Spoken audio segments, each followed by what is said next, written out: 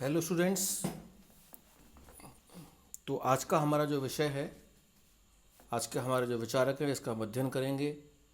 और हमारा जो सीरीज़ चल रही है वो सीरीज़ चल रही है प्राचीन कालीन जो विचारधारा है, क्लासिकल अप्रोच के जितने भी विचारक हैं, एफ डब्ल्यू टेलर है, हेनरी फेयोल है, मैक्स वेबर है, लूथर गुलिक, उर्विक, मेरी पार्कर फोलेट, इन सब का हम अध्ययन कर रहे थे। तो आज हम जिस विचारक को पढ़ेंगे, इसका अध्ययन करेंगे, वो है लूथर गुलिक।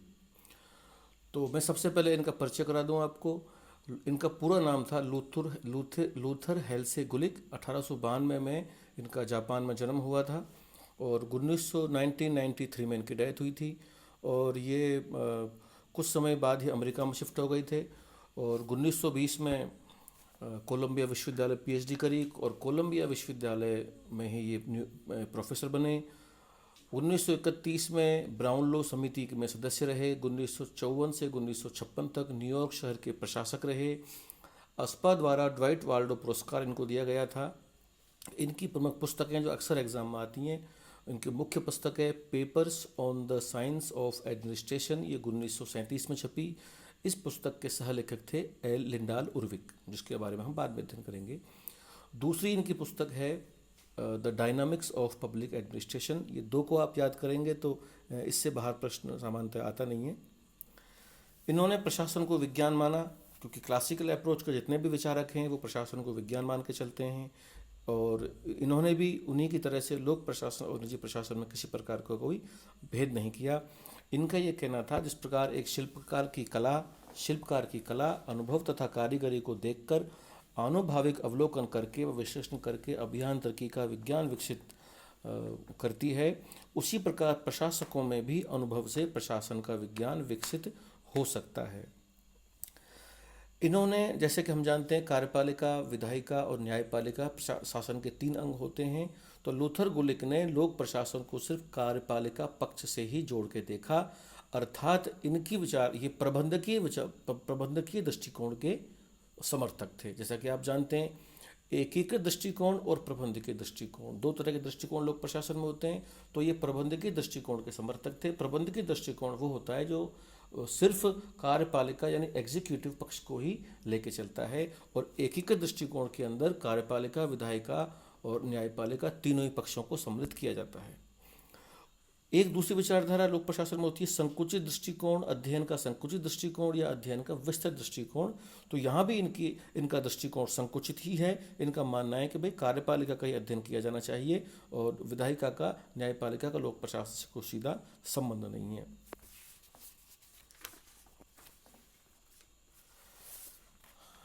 लूथर गुलिक ने प्रशासन के कुछ सिद्धांत दिए और इनके कुल सिद्धांत हैं, कुल 10 सिद्धांत थे। मैं चर्चा करता हूँ।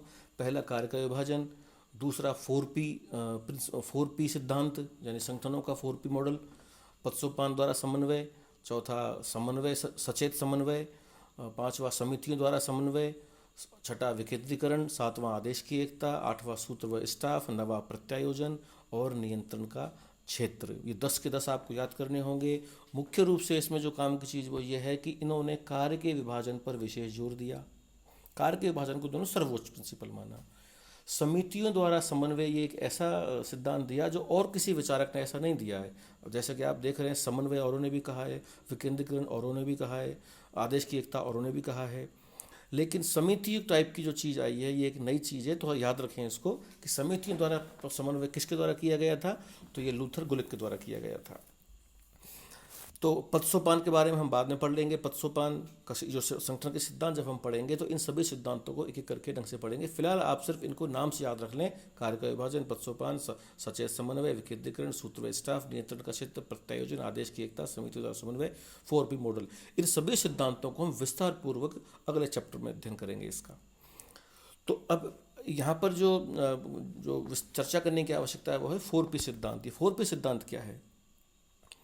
4P सिद्धांत का अर्थ है कोई भी संगठन को किस आधार पे संगठन का निर्माण किया जाए। तो इन्होंने 4P मॉडल दिया। 4P मॉडल का मतलब है P से पर्पस, P से प्रोसेस, P से पर्सन और P से प्लेस, यानी कि इन चारों आधार पर ही संगठन का निर्माण होता है और होना चाहिए। उद्देश्य, जैसे पर्पस का मतलब उद्देश्य, उद्देश्य को आधार मानकर संगठन का निर्माण करना। जैसे प्रतिरक्षा मंत्रालय हमारा, शिक्षा मंत्रालय हमारा शिक्षा विभाग, परिवहन विभाग, संचार विभाग, रेलवे विभाग। तो इनका रक्षा डिपार्टमेंट का रक्षा करना है, शिक्षा को शिक्षा देना है, परिवहन को संभालना परिवहन डिपार्टमेंट हो गया, संचार सेवाएं उपलब्ध करवाना संचार डिपार्टमेंट का काम हो गया, रेलवे यातायात को संचालन करना ये रेलवे मिनिस्ट्री का काम हो गया। तो इस उद्देश्य को याद रख करके संगठन का निर्माण किया जाता है। इसको 4P यानी पर्पज़ इसको आधार माना जाता है।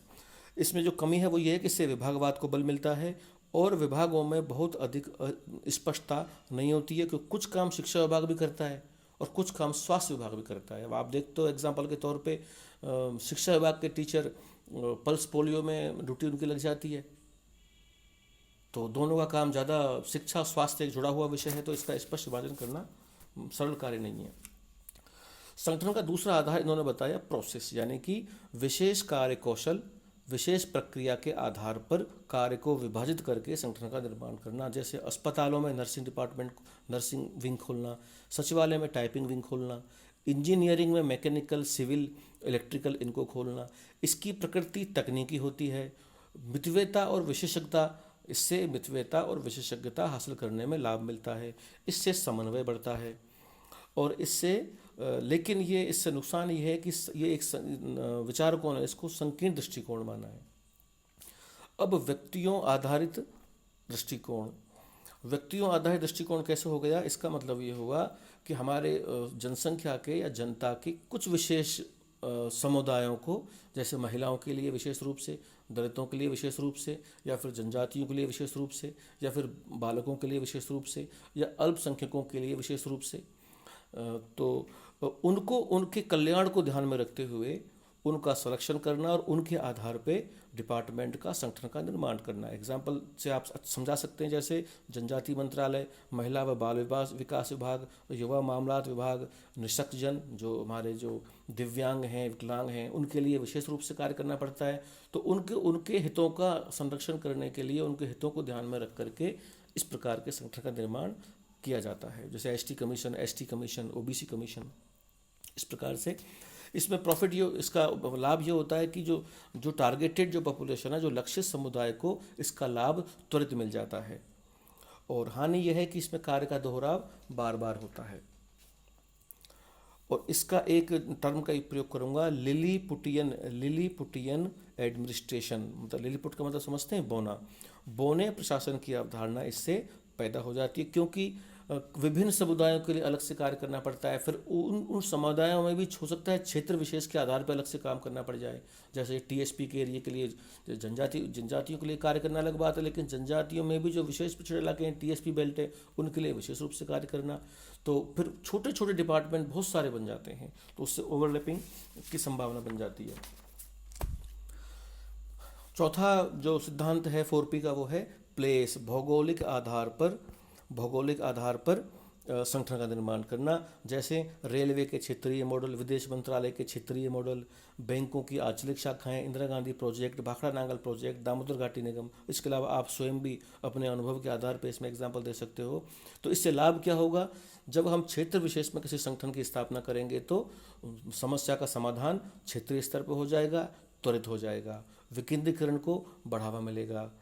और बड़े राष्ट्रों के लिए बहुत बड़े भूभाग है हमारे देश का, तो एक दिल्ली से कंट्रोल करना या एक सेंटर से कंट्रोल करना पूरे इलाके को बड़ा मुश्किल होता है। तो जैसे नॉर्थ ईस्ट के लिए विशेष प्लान अगर भारत सरकार ने कोई बनाया, तो उनको एक क्षेत्रीय मुख्यालय नॉर्थ ईस्ट के किसी शहर में स्थापित करना होता है, ताकि समस्या का समाधान क्षेत्रीय स्तर पर हो सके।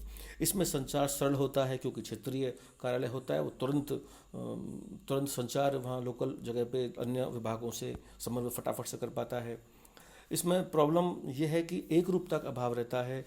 राष्ट्रीय नीति जब बनेगी तब स्थानीय मुद्दे वहाँ हावी हो जाते हैं। तो जब स्थानीय मुद्दे हावी होंगे, साउथ की प्रॉब्लम अलग है, नॉर्थ ईस्ट की प्रॉब्लम अलग है, रेगिस्तान की प्रॉब्लम अलग है, गुजरात की प्रॉब्लम अलग है, पहाड़ी इलाकों की प्रॉब्लम अलग है, तो कोई भी पॉलिसी जब बनेगी तो उसमें एक रूपता नहीं आ सकती। तो अभी हम लूथर गुलिक का ही जो अगला टॉपिक है वो है पोस्ट कॉर्प। इंपॉर्टेंट टॉपिक है। लूथर गुलिक का जब भी नाम आता है तब पोस्ट कॉर्प दिमाग में, लोक प्रशासन के विद्यार्थी के दिमाग में पोस्ट कॉर्प तुरंत आता है। तो मैं समझता हूँ कि इस पोस्ट कॉर्प की अवधारणा को मैं इसी लूथर गुलिक के अगले पार्ट में मैं अध्ययन कराऊँ। Thank you.